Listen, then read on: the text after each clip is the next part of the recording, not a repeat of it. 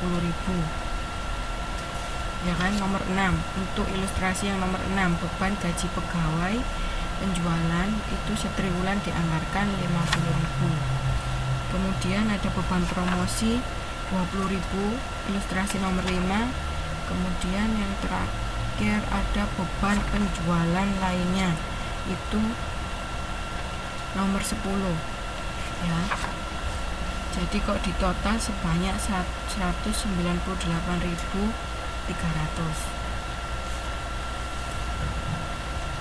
Oke, untuk kegiatan belajar 1 ada yang ditanyakan?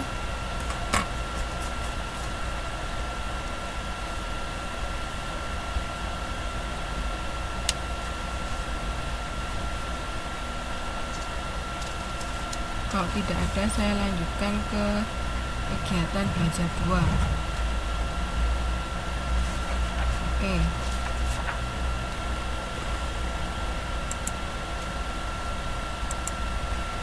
Kegiatan belajar 2, penyusunan anggaran beban administrasi dan rugi laba. Untuk subbab yang A, kita ada pengertian anggaran beban administrasi dan umum. Beban administrasi dan umum itu merupakan salah satu unsur dari beban usaha, karena beban usaha terdiri atas beban penjualan, beban administrasi, dan umum. Nah, beban administrasi dan umum ini terjadi pada bagian personalia, tata usaha, kerumah tanggaan kantor, manajemen puncak, administrasi keuangan, dan bagian umum lainnya.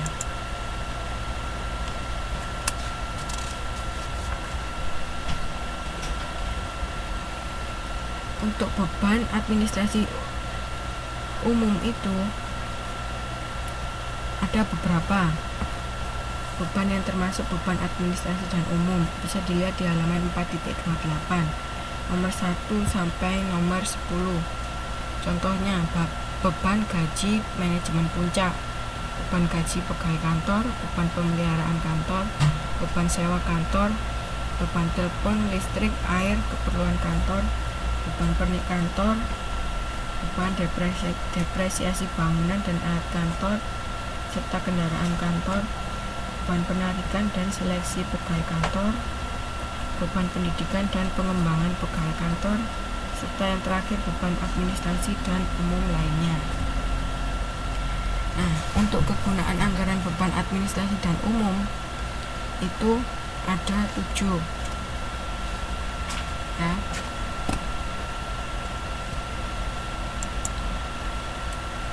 Nggak apa-apa Mas Sodikin, sebentar sekalian saya absen. Mbak Helen sama Mas Sodikin.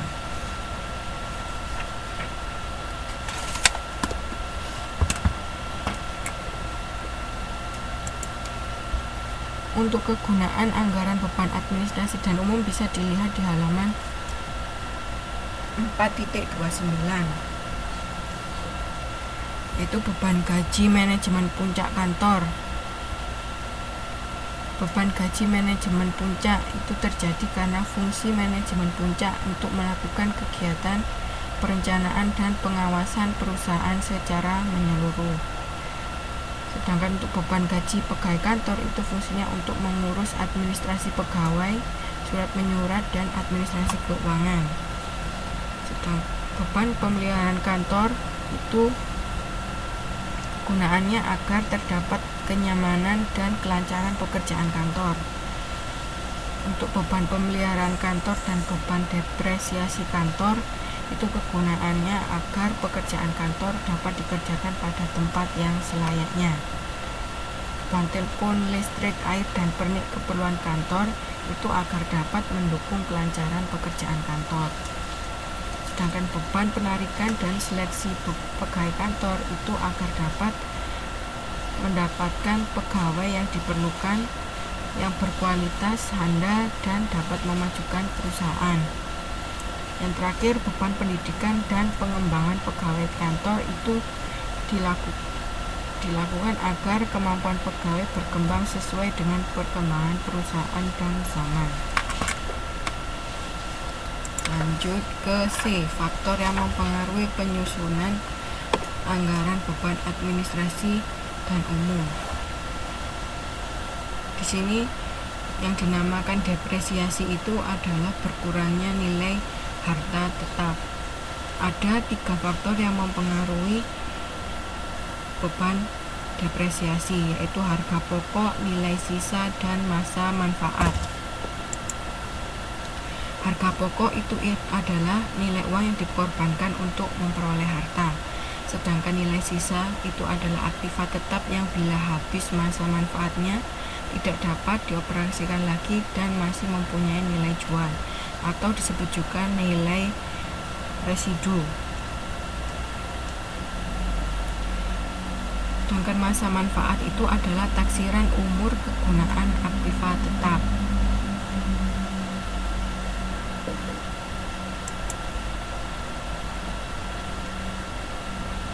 Nah, untuk metode yang digunakan untuk menentukan besarnya depresiasi harga tetap selama periode tertentu itu ada 4 macam, yaitu metode beban tetap, berkurang, variabel, dan beban bertambah.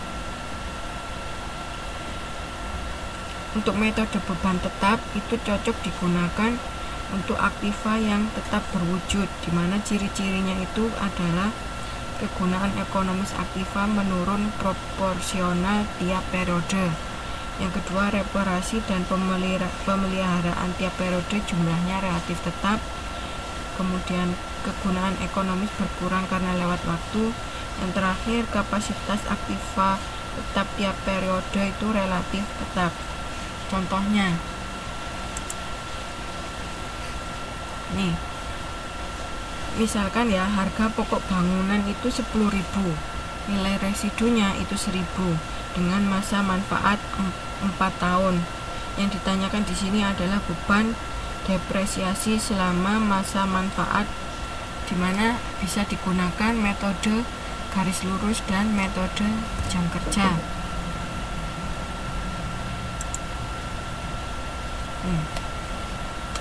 Rumus depresiasi itu harga pokok dikurangi nilai residu dibagi masa manfaat. Berarti seperti ini. Karena tadi harga pokoknya adalah 10.000, kemudian nilai residunya adalah 1.000 dan masa manfaatnya adalah 4, maka beban depresiasi itu sebesar 2.250. Untuk metode garis lurus, cara menghitung beban depresiasi ada yang ditanyakan.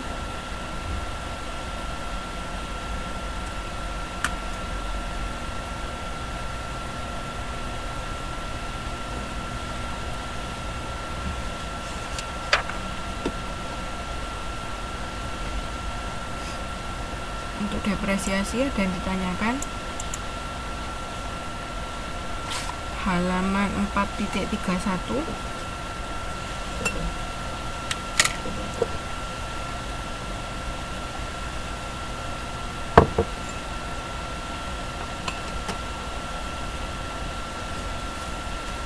Kalau tidak ada, kita membuat tabel depresiasi dengan metode garis lurus. Nih, karena depresiasi setahun itu 2.250, pada tahun ke-0 berarti kan beban depresiasi dan cadangan depresiasi tidak ada, sehingga nilai buku adalah 10.000. Nilai buku ini adalah harga pada saat aktiva tersebut diperoleh, berarti tetap ya 10.000. Kemudian ini pada tahun pertama itu sebesar 2.250, sehingga cadangan depresiasinya itu juga sama, yaitu 2.250. Sedangkan nilai bukunya 7.750 itu didasarkan dari nilai buku pada tahun ke-0 dikurangi dengan beban depresiasi. Oke, untuk yang tahun kedua juga sama, karena depresiasi bangunannya itu nilainya sama ya, dari tahun pertama sampai tahun ke-4 sebesar 2.250.